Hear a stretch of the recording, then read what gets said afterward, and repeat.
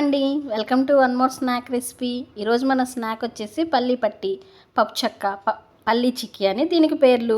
టేస్టీగా ఈజీగా ఇంట్లోనే ఎలా ప్రిపేర్ చేసుకోవాలో చూద్దాం రండి. ముందుగా కేజీ వేరుశనగ గుళ్ళు తీసుకొని మంచిగా ఫ్రై చేసుకోవాలి లో ఫ్లేమ్లోనే. ఈ ఫ్రై చేసుకున్న వాటిని ఒక గిన్నెలో ట్రాన్స్ఫర్ చేసుకోవాలి.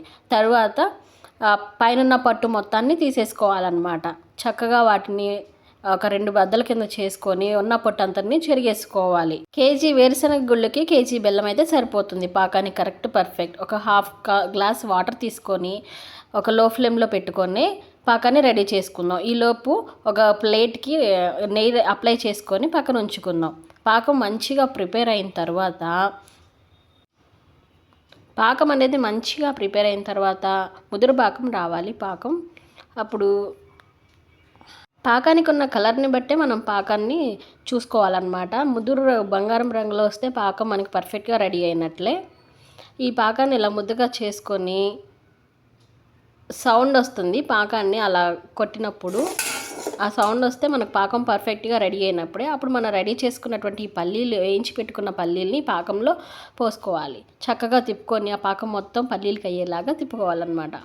ఆ మొత్తాన్ని అయిపోయిన తర్వాత స్టవ్ ఆఫ్ చేసుకొని మనం ఇంతకుముందు నెయ్యి అప్లై చేసి పెట్టుకున్నాం కదా ఒక స్టీల్ ప్లేటు, దానిలోకి ఈ మొత్తం పాకం పట్టిన పల్లీలని దానిలోకి ట్రాన్స్ఫర్ చేసుకోవాలి.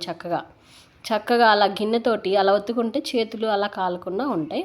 మీ ఇష్టం, చపాతీ కర్రతో అయినా కూడా మీరు చేసుకోవచ్చు. మేమైతే ఇది వాడుకున్నాము.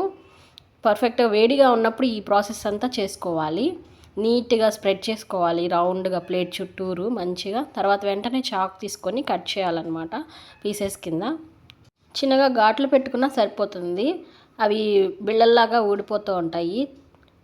అలా మంచిగా కట్ చేసుకున్న తర్వాత ఒక 1 అవర్ పాటు అలానే వదిలేయాలన్నమాట. ఈ మొత్తాన్ని మంచిగా షేప్ వచ్చేలాగా కట్ చేసుకొని ఒక 1 అవర్ ఫ్యాన్ కింద కానీ అలాగ లీవ్ చేసినట్లయితే అది షేప్ చూడండి చక్కగా వస్తుంది.